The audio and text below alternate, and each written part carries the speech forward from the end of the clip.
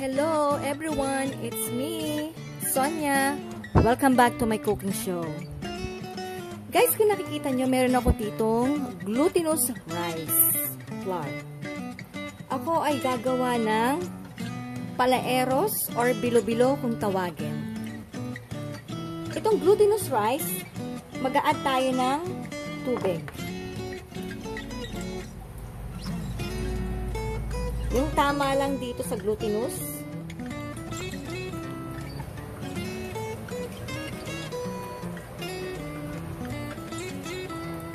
Halo-haloin natin to, guys. Pag inakala nyo kulang pa sa tubig, medyo dry pa siya, add natin pa ng konting tubig. Hanggang sa makuha na natin ang tamang timpla.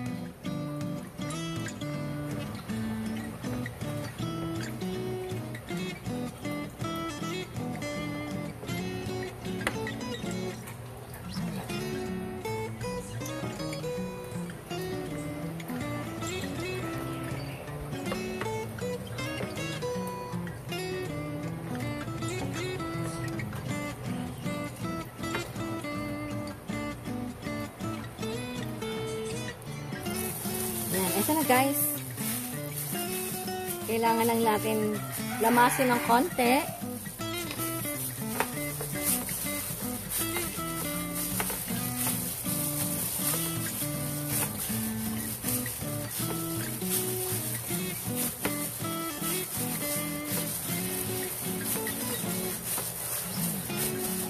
Total, malapit na rin naman ang New Year. Guys, pwedeng-pwede ito sa darating na New Year, ang bilo-bilo or palaeros, or hindi ko alam, guys, kung ano pang tawag bukod doon. Lamas-lamas lang tayo, guys.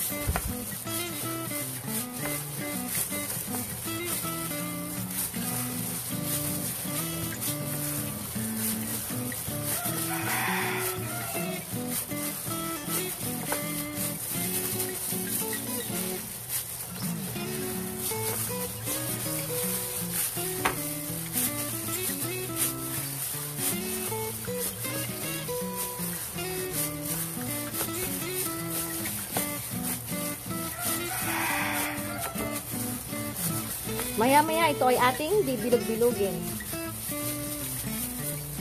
For the meantime, maglalagay muna tayo ng mantika dito sa ating plato na paglalagyan natin ng binilog na glutinous rice.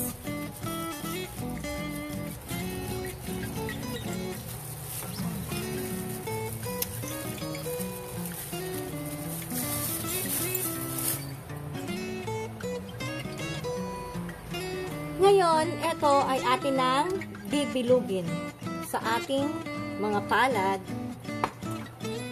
O tayo ng konti, guys. Ganito po. Hugas na hugas po yung aking kamay. Tapos naglagay po ako ng konting oil para hindi dumikit yung glutinous flour.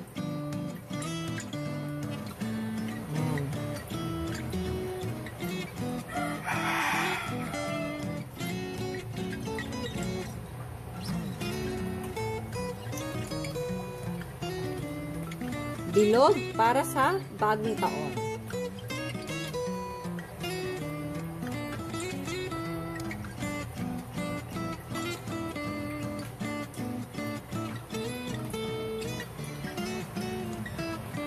Yan, ganito lang yung bilog, katamtaman lang.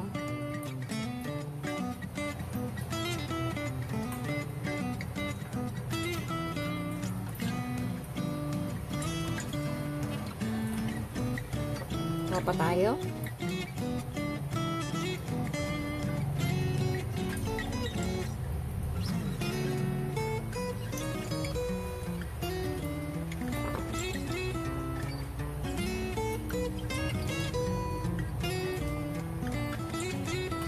Nilagyan natin ng oil yung ating plates. Tapos budburan natin ng konting glutinous rice na natira. Para hindi magdikit-dikit kapag nagsama-sama na siya, guys. Silog pa tayo.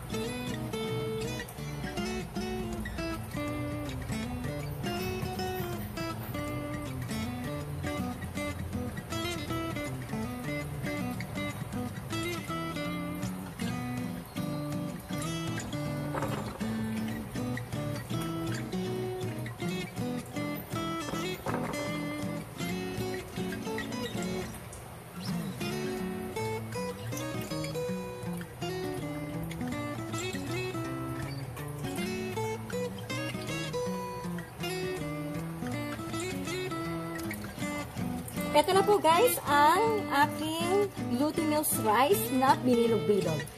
Ngayon, magsisimula na tayong iluto ito.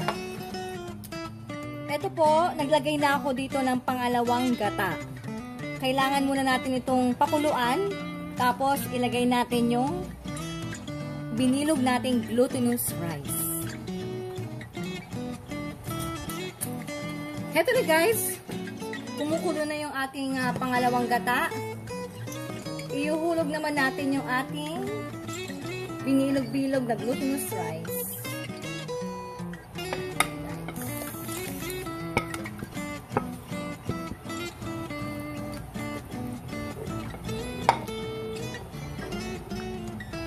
Hayaan natin itong maluto. Tapos, ilalagay natin ang ibang ingredients. At kauli-ulihan, ilalagay natin ang unang gata.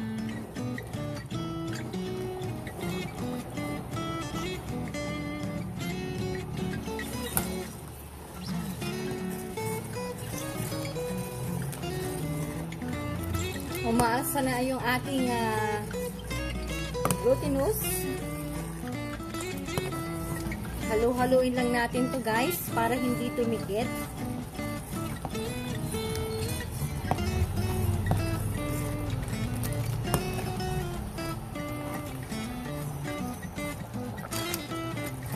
Yan, eto po, lumalapot na ang ating bilo-bilo. Ang isusunod po natin dito ay ang asukal. Yung tama lang, guys, ha. Kailangan pag naglagay kayo ng asukal, titikban nyo yung tamang tamis lang. Huwag ang sobra. Ito, guys, maglalagay na ako ng sugar.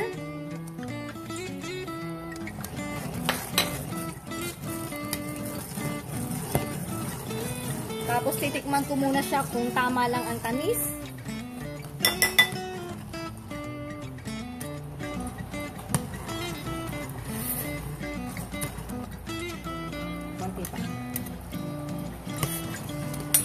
Medyo matabang pa, guys. Lagyan pa natin siya ng konting sugar.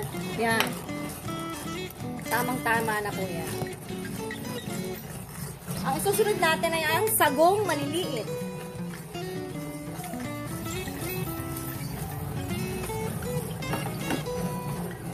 At halo-haloin natin to. Ayan na po. Lumalapot na ang ating bilo-bilo. Kailangan ito, guys, ay laging hahaluin. At kailangan din na mahina lang yung ating apoy para hindi masunog sa ilalim.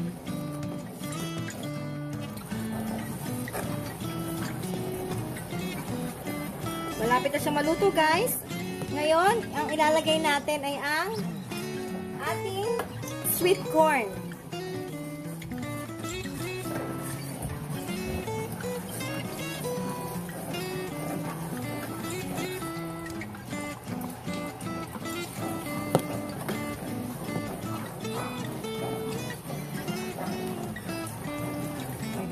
Halo-halo.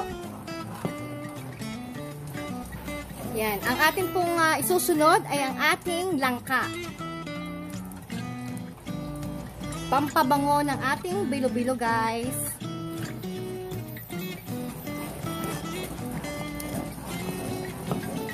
Haluin pa natin mabuti. At ilalagay na natin ang ating unang gata.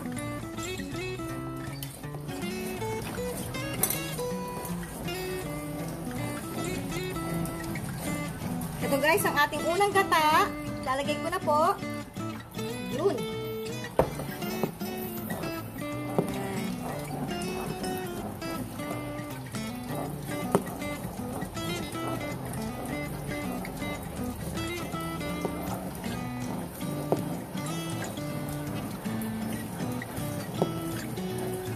Sana po guys, nagustuhan nyo ang aking pagluto ng bilo-bilo or palaeros.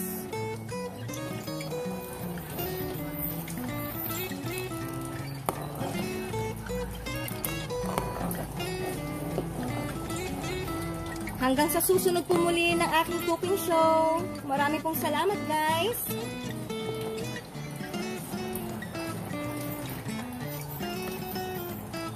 Bilo-bilo. Bye guys. Thank you.